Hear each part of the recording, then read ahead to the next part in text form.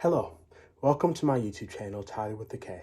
My name is Kyler last name, and on December 8th and 9th, I watched the Netflix movie Leave the World Behind, directed by Sam Ismail. I've never watched any other movies by him, but I thought he was worth mentioning. On the 8th of December, I finished the book the movie is based on, with the same title and written by Rahman Alam.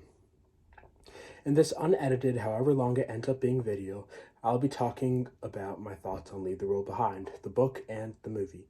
This will be mostly spoiler-free, and the plot points I do mention will be vague. In full transparency, I do have a script for this. However, this is the first time I've looked at this since writing it.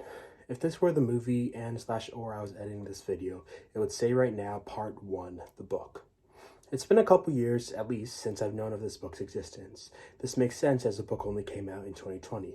If I were honest, as I try to be whenever it benefits me and those surrounding me, I was more familiar with the black and blue cover of this book than the actual title. It was late 2022, I believe, when I was reminded of its existence because of a booktuber named Emmy. It was one of her selections in the most disturbing books I've ever read. By the title alone, it intrigued me. Then sometime in 2023, I put the audiobook on my Libby hold list. There were a couple of times when I gained access to the book, but couldn't read it because of lack of interest, which is perhaps ironic. Anyhow, fast forward to sometime in early December, and I had the audiobook once again, as well as a physical-ish copy of the book. So I got to reading, delighted to see there were short chapters. The book was interesting at the start, albeit a bit inappropriate. A few days passed, and the audiobook once again returned to Libby. Determined, I kept reading the book online. Originally not wanting to take any notes, I changed my mind due to all the great quotes I wanted to mark down. My favorite of these are... Actually, I will put my favorite in the description. Slight spoiler alert within those, probably. I don't want to waste my time discussing it now.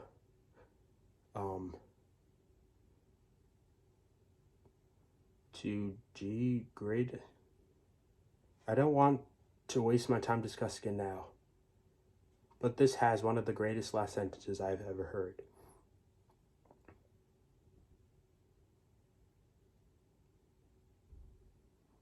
I don't want to waste my time discussing it now.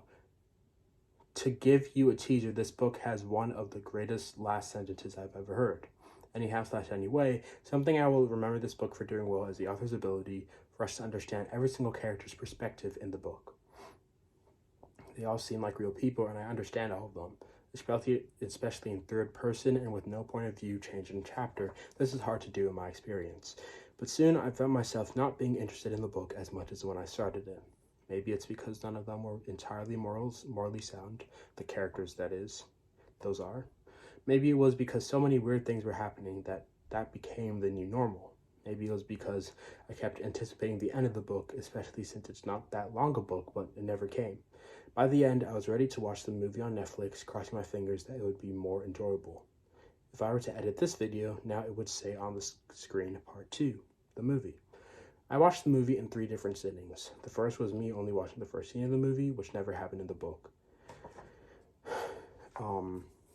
I'm adding a bit. This isn't on my script, but the second one, I was watching it and I just fell asleep, and the third one was the next day, and I just finished it up. The last relatively relatable line of the scene, the first was me only watching the first scene of the movie, which never happened in the book. The last relatively relatable scene of the line of the scene led to a longish animated section with a list of the cast and crew. I assumed this was to end the movie, so the movie wouldn't have to repeat those names and instead leave more rooms for scenes. That was not the case. Something that attracted to me immediately about the movie was its directing. There were lots of unique shots that would tilt or be upside down. The music was also prominent and a standout, being jarring at times and fitting right in the scene with others. The movie stayed mostly true to the book, and the change they did implement made the story a bit more coherent. The biggest change was changing the character of Ruth from GH's wife to daughter, which I thought helped with comparing the two families. One scene I remember is the scene in the woods with Amanda and Ruth with the animals, which gave me chills. However, a certain revelation near the end of the movie was one change I did not like, as it served as an explanation for a question I didn't necessarily want answered. All the performances were good, although Amanda and Ruth had less character development than in the book. At the end of the day, I believe the movie is better than the book. Oh, sorry, I'm adding something else. I wasn't that big of a fan of the script like all the time. It was good like usually, but some moments I didn't like. I didn't like. Um,